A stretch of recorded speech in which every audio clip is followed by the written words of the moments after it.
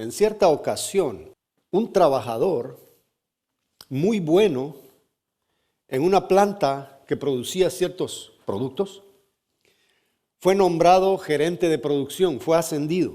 Vieron su capacidad, vieron su responsabilidad, vieron muchos dotes en él como para ser gerente de producción y lo ascendieron y lo anunciaron. Pero en el momento en que él estaba platicando con el gerente general y el presidente de la compañía, le dijeron: te vamos a nombrar a ti porque vemos que tú trabajas mejor que los demás y queremos que con esa actitud y esa mentalidad que tú tienes, hagas que esta planta produzca mejor. Lógico, para eso ponen las fábricas, ¿no? Y comenzaron a platicar acerca de la problemática que había en la planta. Muchos trabajadores eran capacitados, eran graduados, pero no estaban produciendo. Entonces, lo que ellos pensaron: vamos a poner un manager diferente en la producción y él, con su nueva filosofía, va a hacer que esto realmente funcione y nos deje las ganancias suficientes como para que la fábrica continúe. Este señor que fue nombrado, que fue ascendido, ya sabía cómo funcionaba todo en esa planta. Él conocía las habilidades y conocía las debilidades de cada uno de sus compañeros. A él le habían dado 6 meses para duplicar la producción. Y el gerente general le dijo: te doy 6 meses y tú pídeme lo que quieras y yo te lo voy a dar, porque necesito que esta empresa realmente funcione como debería. El margen de ganancia no estaba llegando a donde debería. Y ustedes saben, hay algunas empresas que prefieren cerrar y meter su dinero y volverse accionistas de otras empresas. Y en vez de estar lidiando con el pasivo laboral, lidiando con las personas, solo lo ponen a producir y ese porcentaje quizá es igual. Entonces, para no cerrar la empresa, dijeron: con este nuevo manager brillante vamos a lograr duplicar la producción.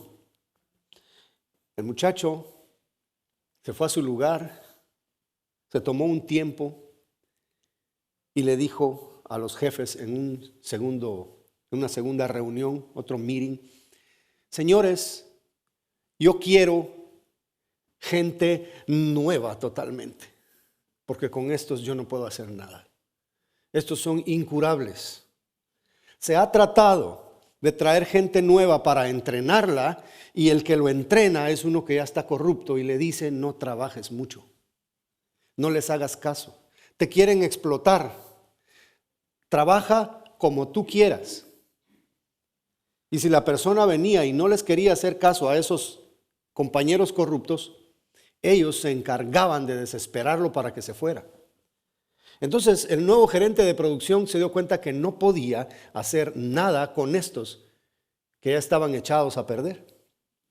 Eran profesionales, eran graduados, pero como se dice, ya estaban amañados y no había forma de corregirlos. Entonces aquel muchacho dijo: los vamos a cambiar. Quiero que este local donde trabajamos se le haga una pared de madera aquí y vamos a dividir totalmente en 2. Acá quiero gente contratada nueva. El perfil de ellos no tiene que ser como el de los viejos. Con que tengan una high school está correcto.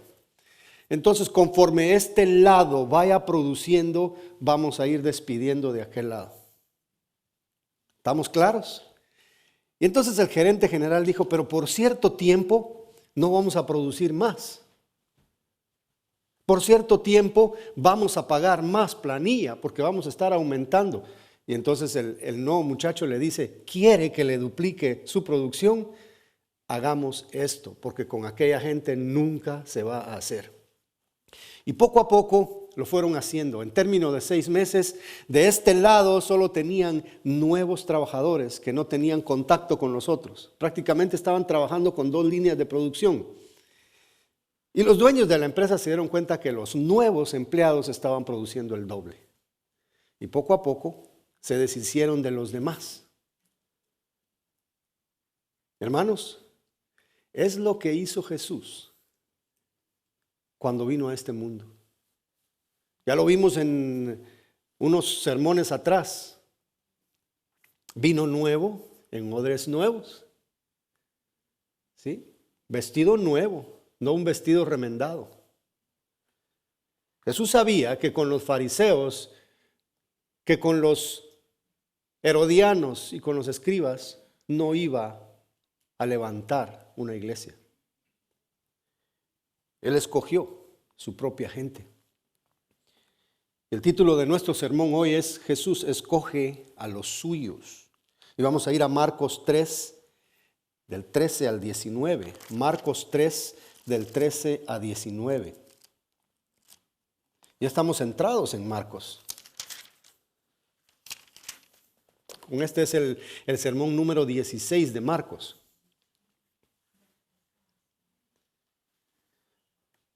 Bueno, antes de ir a nuestra lectura, vamos a ver que Jesús ya salió de la sinagoga, el último sermón que vimos. Jesús salió de ahí, en cierto sentido, para proteger su vida, porque los fariseos y los herodianos habían hecho una alianza para destruirle. Entonces Jesús sale de ahí y se va a predicar a las orillas del mar de Galilea.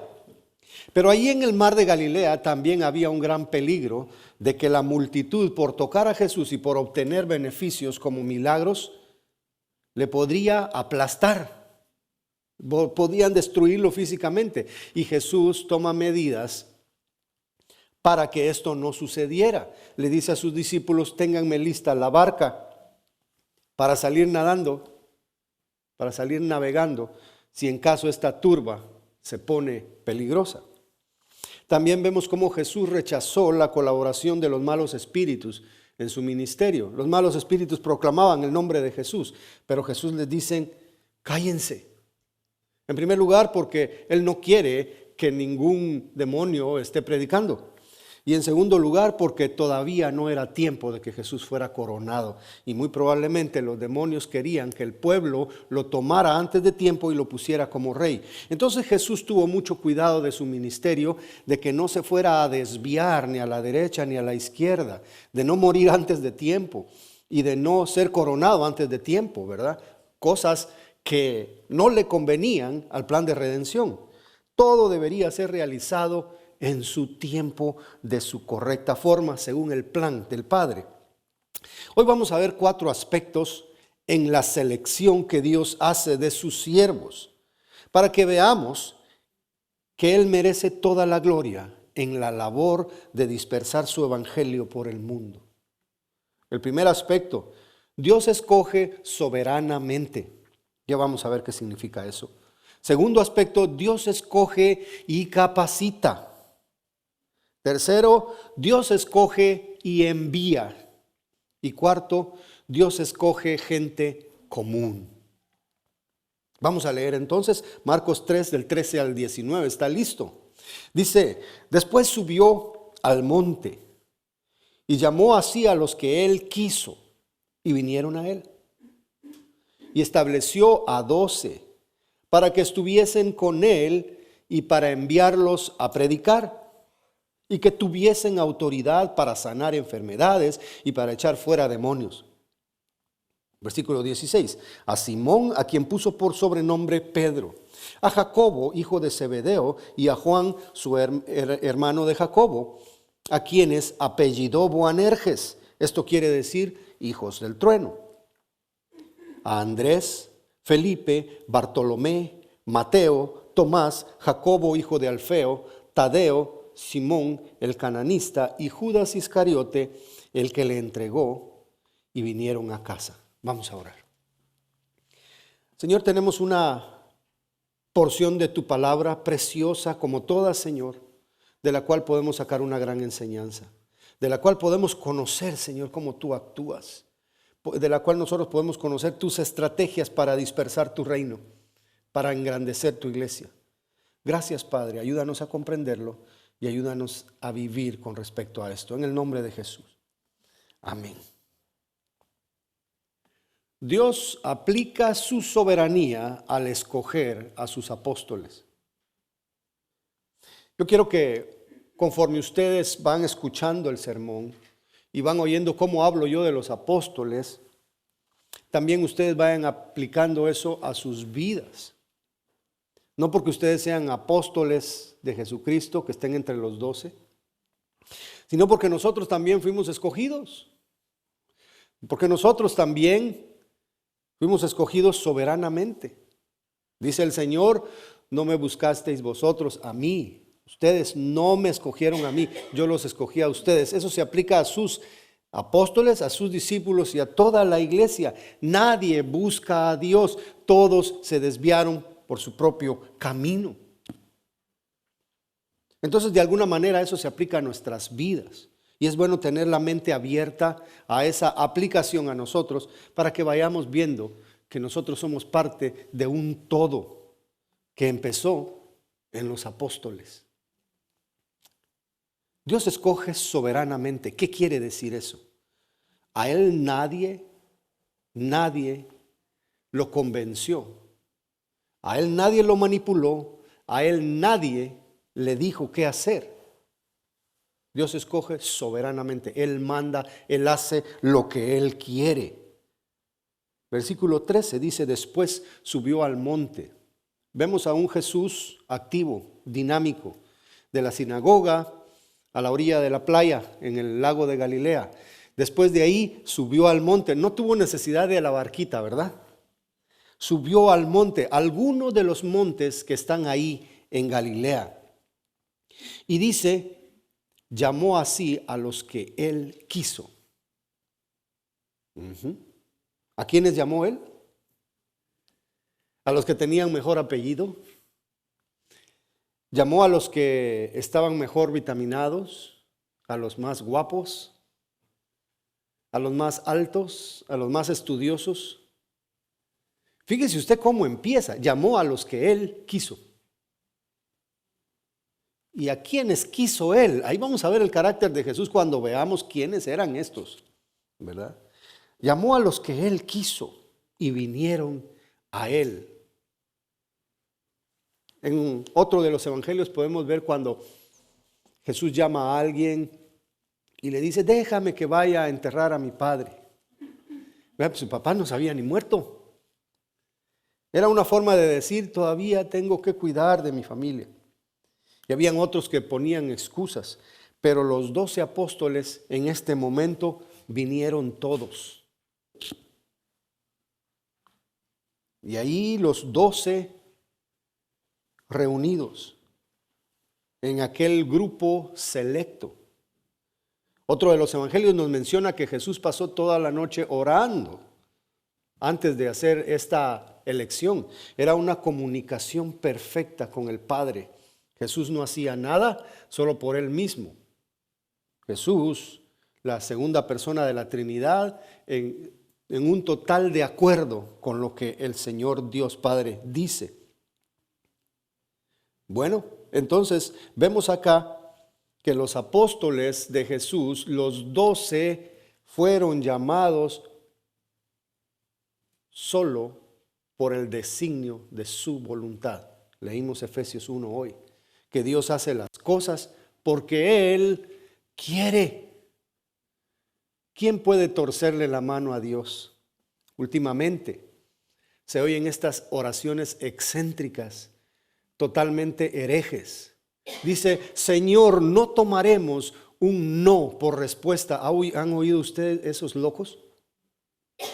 Mientras que Jesús en Getsemaní dijo, Señor, hágase tu voluntad y no la mía. Incluso Dios Hijo le está diciendo a Dios Padre, no se haga mi voluntad. Pero estos que declaran y confiesan lo que les da la gana, le dicen a Jesús, le dicen a Dios, no tomaremos un no como respuesta. Eso es blasfemia. Eso es ir en contra de la soberanía de Dios. Eso es ignorancia de la más grande. Hay personas que se han autoproclamado apóstoles. Y nosotros tenemos 12 nombres aquí. No hay más. Tengo un video ahí en mi canal de YouTube que habla acerca de los apóstoles de hoy. Y el que más controversia dio fue el primero y es el que más vistas tiene. Y hay gente ahí diciéndome que yo estoy mal informado y que no hablo conforme a la palabra. Y precisamente los argumentos que ellos dan son argumentos vacíos, puras razonamientos vanos, sin ninguna base bíblica. ¿A cuántos llamó el Señor? A los que Él quiso, 12. No es lo que alguien quiere, sino lo que Dios quiere. Nuestro segundo punto, Dios escoge y capacita. Versículo 14 dice, y estableció a 12 para que estuviesen con Él. ¿Para qué tenían que estar con el Señor? Para aprender, para enseñarles las verdades del reino, para enseñarles cómo trabaja el asunto, cómo evangelizar. Estar 3 años en el seminario es muy bueno porque uno conoce muchas cosas acerca de la Biblia. Pero imagínense ustedes 3 años con el Señor. ¿Cuántas verdades del reino pudo el Hijo de Dios decir y enseñarles a sus discípulos? Ellos recibieron cierta capacitación. Hay personas, ¿saben ustedes? Hay personas que dicen, yo no necesito estudiar, no necesito ir al seminario, no necesito preparar mi sermón, porque Jesús escogió a pescadores, gente que nunca fuera al seminario. Yo creo que ellos deben leer la Biblia, porque aquí dice que estuvieron con Él 3 años y les enseñaba día y noche, que caminaban. Yo me imagino, si había alguno de ellos que era como yo, tal vez el Señor se dormía tarde, porque yo pregunto mucho. Si no, pregúntele al pastor Josías. Yo era el que más preguntaba en la clase y a veces decía, dejemos que otros hagan preguntas. Y cuando yo miraba que no había nadie, me dices que solo veo las mismas manos levantadas. Bueno, voy a levantar la izquierda, pero tengo una pregunta. Hermanos, vivir con el Señor 3 años fue la mejor escuela teológica que pudo haber existido. El Señor los preparó, les enseñó con su propio ejemplo. Cuando el Señor llegaba y tocaba a un leproso, cuando una mujer tocaba el manto de Jesús, cuando Él hablaba y alguien se sanaba, era lo mismo que andaba haciendo Pedro después. Era lo mismo que andaban haciendo los apóstoles, evangelizando, sanando, reprendiendo demonios. Ahí estaban ellos, siendo capacitados. ¿Cómo se traduce eso a nosotros que no tenemos en persona física a Jesús? ¿Cómo es que Él nos capacita ahora? Con su palabra, dada por los apóstoles. Un evangelio dado por los apóstoles. Y su Espíritu Santo. El Espíritu Santo no es que nos diga Él, cierra la Biblia y yo te lo voy a mandar todo así como por Bluetooth. Ya lo sabes. No prepares tu sermón y mañana te va a salir bien porque el Espíritu te va a ayudar. Dijo un maestro de predicación en el seminario, Dios no mantiene vagos. O estudiamos la palabra y predicamos como se debe, o no le pidamos a Dios otra cosa. Pero lo que el Espíritu Santo hace es recordar lo que ya el Señor ha enseñado. Pero ¿cómo nos va a recordar algo que nosotros no sabíamos? La revelación divina ya fue dada y está toda aquí. Y miren qué gran problema cuando alguien viene y dice aquí hay más revelación. O pone otro grupo de cosas a la par de la Biblia. Eso genera un gran problema, porque si nosotros no cerramos la Biblia en el último amén de Apocalipsis, cualquiera puede venir a poner otra cosa a la par de la Biblia. Cualquiera puede decir, el Señor me dijo, cualquiera puede decir, a mí, un ángel me dijo esto, o cualquiera puede decir, este grupo de gente tiene derecho a decir y hacer cosas adicionales. Cualquiera. Por eso es que sale tanta secta, tanto mentiroso, tanto fanático. Así que desde el principio en Génesis hasta el último amén, nosotros consideramos la Biblia completa. No hay más revelación, no hay más inspiración. Lo que nosotros tenemos es iluminación de parte del Espíritu Santo para comprender lo que ya está dado. Y tenemos la providencia de Dios. ¿Qué es providencia? Todo aquello que ocurre por casualidad a los cristianos, ¿verdad? Qué casualidad que me entró una llamada y me entretuve. Y cuando salí, había un tiroteo allá afuera 2 minutos antes. ¡Oh, qué casualidad! Es Dios protegiéndole. Qué casualidad que me encontré a esta persona en la cafetería y platicamos con él y le evangelicé y ahora es cristiano. Esa es providencia de Dios. Ahora, Dios nos capacita con su palabra, con su Espíritu Santo. Ellos necesitaban estar con Él para ser adiestrados y preparados. Cuando Pedro y Juan están en el pórtico, en la puerta de la Hermosa, y ven ahí a un hombre impedido, un handicap, y les pide algo, dame algo, de dinero, algo de comida, una galleta, dame algo. Y le dice Pedro, no tengo oro ni plata, pero lo que tengo te doy. Así como Jesús lo hacía. Sé sano. Y aquel hombre se levanta y comienza a brincar de una vez. Siguiendo el ejemplo del maestro. ¿Cuántas veces los apóstoles vieron al maestro en acción? Y es lo que hace Marcos. Presentar a un Jesús como un siervo que está trabajando todo el tiempo. Está en un lado, hace la labor del Señor, hace la labor del Señor en otro lado y él nunca se queda estancado, siempre está trabajando. Entonces ese ejemplo le dio a sus apóstoles. Ustedes no ven a un Pablo desperdiciando el tiempo. Pablo le dice a una de las iglesias, redimiendo bien el tiempo, porque los días son malos. Bueno, y estableció a 12 para que estuviesen con él, cerquita. Estos 12 hombres iban a ser los que iban a transformar al mundo entero. ¿Se dan cuenta ustedes? Los planes del Señor, escogiendo a los suyos. Punto número 3. Dios escoge y envía. Dios escoge y envía, y esto es para nosotros los que estamos siendo preparados, los que hemos sido llamados, los que estamos convencidos, los que estamos convertidos, que conocemos la Biblia en griego, en hebreo, en arameo, en nuestro idioma, la conocemos de la gramática, conocemos la historia, conocemos la exégesis, lo conocemos todo, pero no salimos a predicar afuera.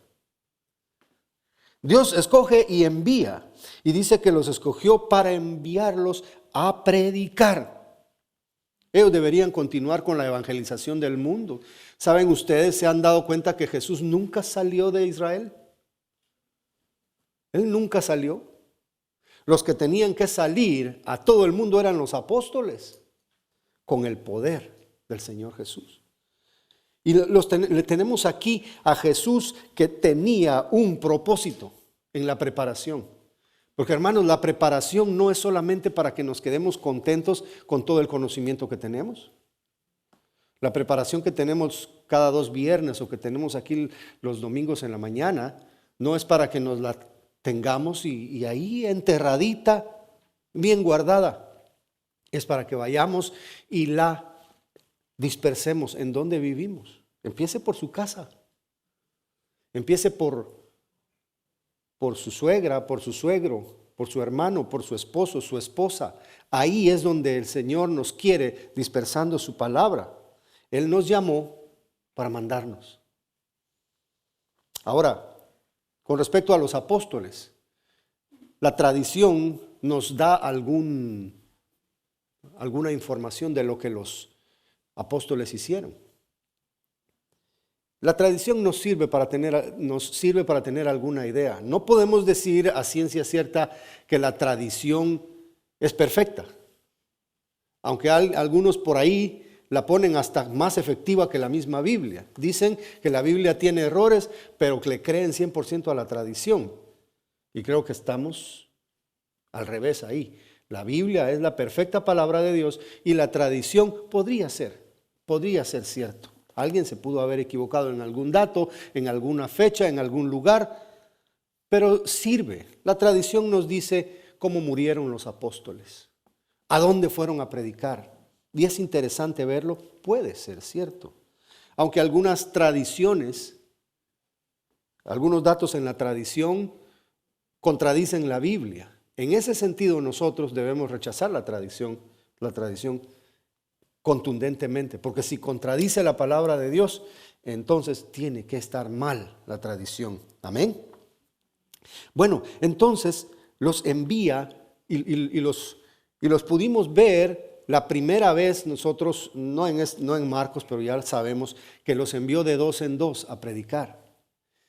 Y ahí regresan contentos, felices, porque podían sanar personas, podían reprender demonios. Y algunos estaban frustrados porque decían, estos no nos quisieron hacer caso, ellos no nos pusieron asunto, te rechazaron, ¿verdad? Cuando Jesús los envió a predicar, lo que ellos decían es, el Mesías ya está aquí y se llama fulano de tal. Eso es lo que ellos predicaban. Muchos creían, otros no creían. Pero bueno, dice el versículo 15, y que tuviesen autoridad para sanar enfermedades y para echar fuera demonios. ¿Quiénes? Los apóstoles. ¿Cuántos? 12. ¿Se postularon ellos mismos? No, fue por la voluntad de Dios. Fíjense ustedes qué poder el que el Señor les da a los apóstoles. Sanar enfermedades. Ellos no llevaban Advil, ellos no llevaban una inyección de antibiótico, ninguna pomada. Ellos tenían autoridad para sanar enfermedades con solo decir en el nombre de Jesús. Y ocurrían. Imagínense ustedes si Jesús podía sanar 50 personas en una semana, solo Él. ¿Cuántas personas podían sanar? 12 más. Es el principio de la multiplicación, ¿no? Entonces Jesús está delegando, pero los está preparando primero. Y les está dando autoridad sobre la enfermedad, poder curativo. El Creador delegándole a sus discípulos poder para sanar y también dice para echar fuera demonios. ¿Recuerdan ustedes aquella oportunidad en la que unos exorcistas judíos en el libro de Hechos llegan y tratan de exorcizar a un endemoniado? ¿Y qué hace el endemoniado? Les quita la ropa y los mandó avergonzados, enseñando todo lo que ellos no querían. Y dice, a Pablo conocemos y de Jesús sabemos, pero ¿ustedes quiénes son? Ellos no tenían ninguna autoridad para hacer eso, pero los 12 apóstoles sí. Los 12 apóstoles tenían toda esa autoridad para decirle a un demonio, sal de ahí, te vas. Y los demonios sabían. Los demonios saben quién tiene autoridad. Bueno, entonces vemos a Jesús delegando, vemos a Jesús preparando y vemos a Jesús enviando. Los apóstoles tuvieron una función muy esencial dentro del inicio de la iglesia. Todo empezó por Jesús. Todo empezó por Jesús. Él adiestra a 12 y los 12 van y lo van a seguir haciendo. Pero veamos cómo es que Jesús utilizó a estas 12 personas. La primera función que los apóstoles tuvieron en cuanto a importancia fue entregar sana doctrina obtenida directamente de Jesús y del Espíritu Santo. Lo que ustedes ven en el Nuevo Testamento, todo eso fue entregado por parte del Espíritu Santo a los apóstoles o a algún asociado con los apóstoles. Efesios 2:20 nos dice, edificados sobre el fundamento de los apóstoles. ¿Cuál es el fundamento de los apóstoles? La doctrina apostólica, la doctrina que Jesús y el Espíritu Santo les dio, siendo la principal piedra del ángulo Jesucristo mismo, en quien todo el edificio bien coordinado va creciendo para ser un templo santo en el Señor. Aquí Pablo está utilizando la figura de una construcción. La construcción, como siempre, esa figura ha sido bíblica desde tiempos antiguos, desde los Salmos. La roca, el pilar principal, lo que ellos ponían en la esquina, la roca más grande que era la del ángulo, la piedra, donde todas las columnas y los cimientos iban a estar agarrados para edificar, para construir un edificio. Si nosotros usamos la lógica, hermanos, ¿en qué momento se pone el fundamento, los cimientos de un edificio? ¿Primero o después?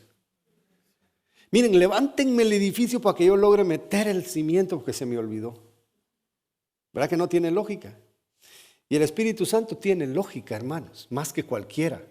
Él está inspirando a Pablo aquí para que diga que la iglesia es como un edificio gigantesco, cuya piedra angular es Jesús mismo. No puede haber otro.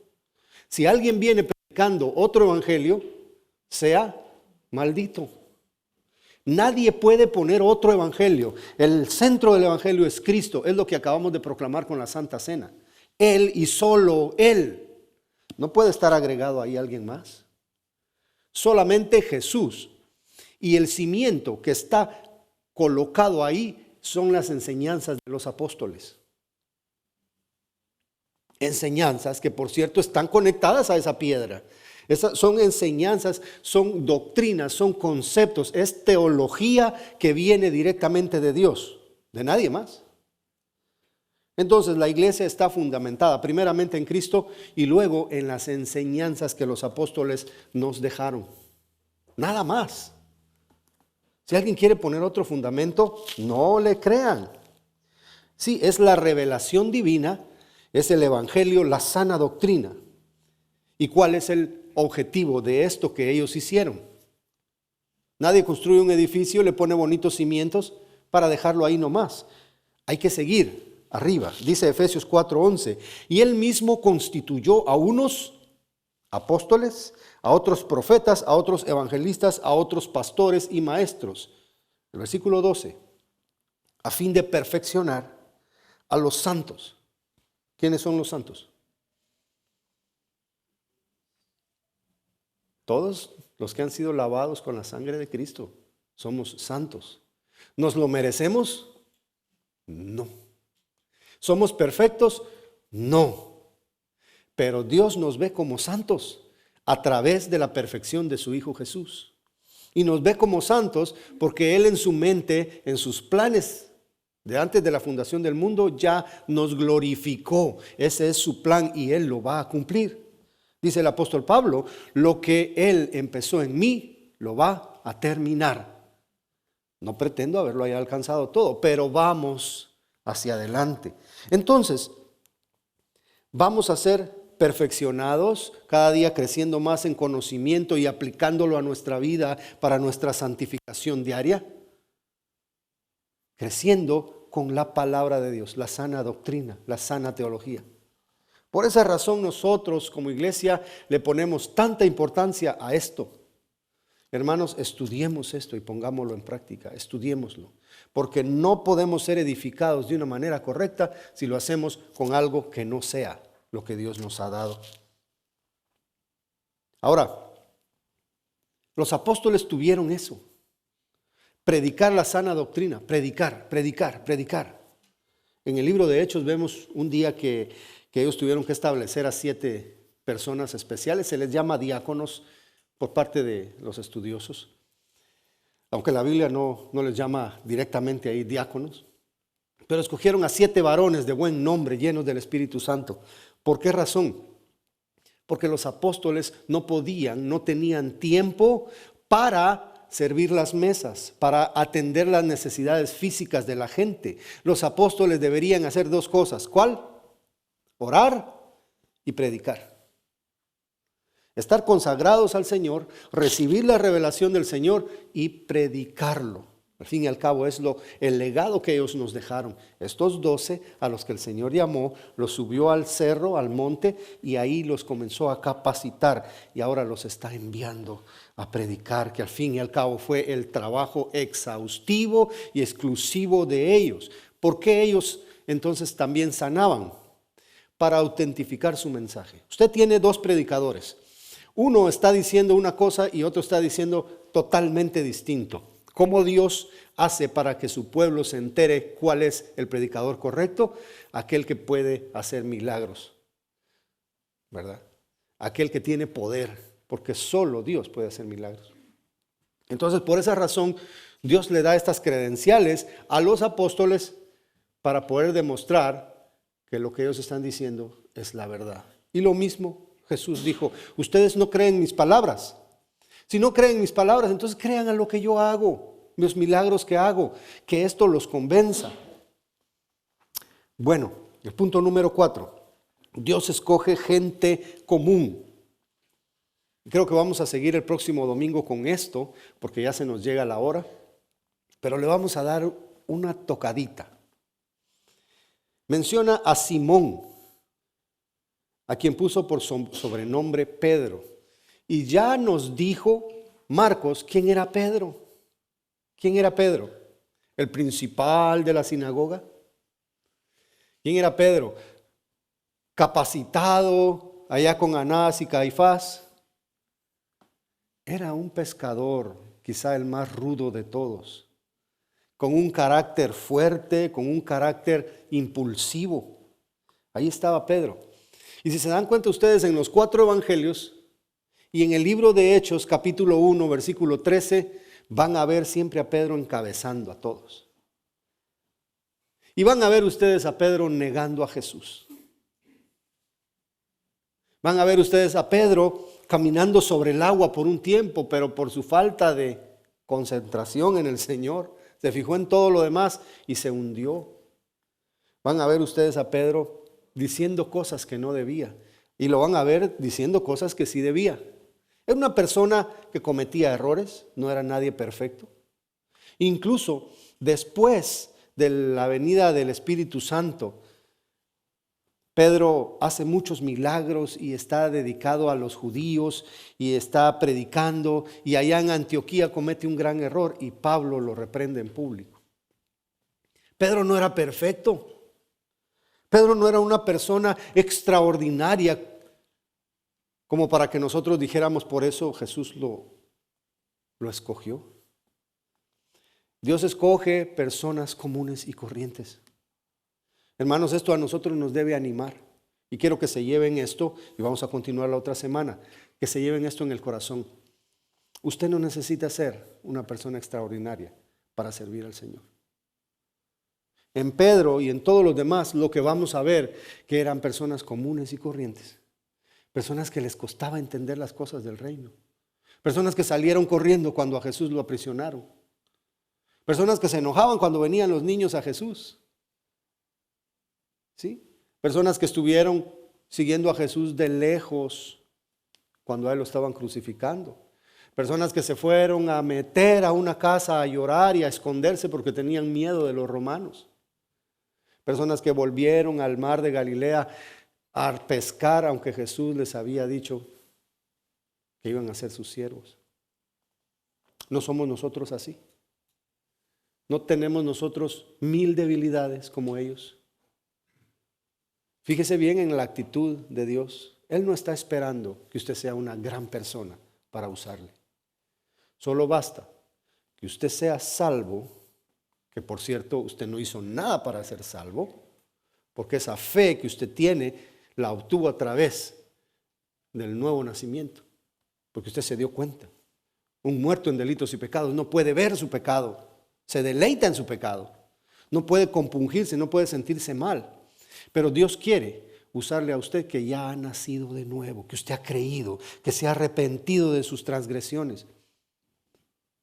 Y Dios quiere ver que usted sea obediente también, hasta donde se puede. Haga lo posible, sea obediente, entréguese. a la oración, a la lectura de su palabra, al estudio de su palabra, y va a ver cómo Dios lo va a utilizar. Sea noble de espíritu.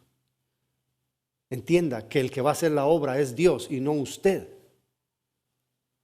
Algunas personas creen que por ir al seminario Dios los va a usar mucho. Si no son obedientes, si no aplican la fe, si no aplican la oración y la santidad, ese diploma se va a enmohecer ahí en la pared. Dios quiere que seamos como sus apóstoles, que aceptaron el llamado y que estuvieron dispuestos incluso a entregar sus vidas para servirle. Gente común,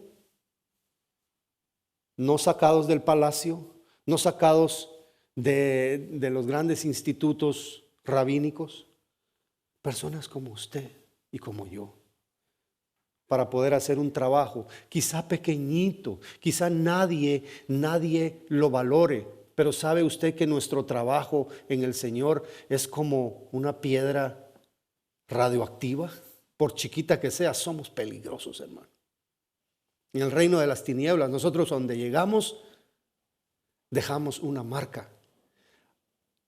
Aquella persona que evangelizó a Billy Graham, ¿cómo se sentirá? ¿Cómo se sintió? No evangelizó a 1000, pero la persona que vino a los pies del Señor por su evangelismo, esa sí lo hizo. Hermanos, nosotros podemos influenciar a alguien importante dentro del reino de Dios. Nosotros podemos llegar y ser pieza clave en la vida de otras personas. Y aunque sean 2 o 3 que usted trajo a los pies del Señor en su vida, esos son suficientes porque a eso lo mandó el Señor. No esperemos ser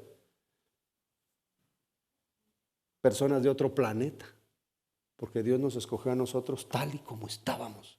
Y así nos quiere usar. ¿Quiere usted ver el poder del Señor manifestado en su vida? ¿Quiere ver cómo el Señor a través de usted bendice a los demás? Dígale al Señor, Señor, ¿cuál es mi don? ¿En qué ministerio me vas a poner? Yo quiero comenzar a hacer algo, pero quiero comenzar a pensar, así como los apóstoles. No quedarme encerrado, bueno, como los apóstoles después de haber recibido el Espíritu Santo. No me quiero quedar encerrado con esto que tú me diste. Yo quiero hacer lo que tú me mandaste a hacer. Póngase de pie.